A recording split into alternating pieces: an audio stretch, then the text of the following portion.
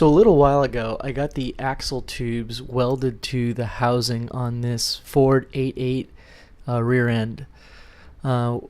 It's a common upgrade for Ford Bronco owners who take their vehicles off-road, as you could run the risk of spinning the axle tube and really losing the axle tube while on the trail.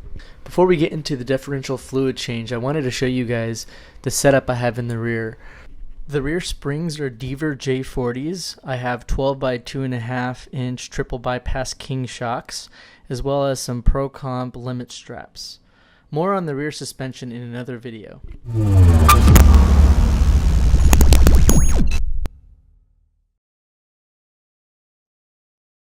Believe it or not, with any fluid differential change, I actually remove the fill plug.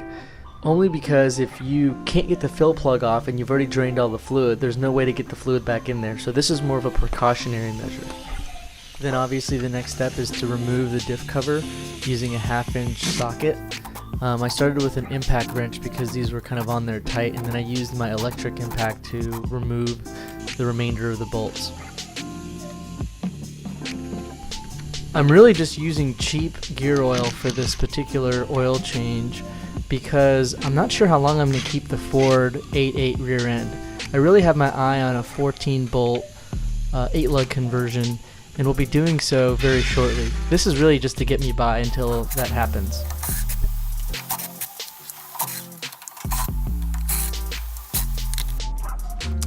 And then I use a screwdriver to pry the diff cover off, leaving one bolt at the top so the rear diff cover wouldn't just fall off.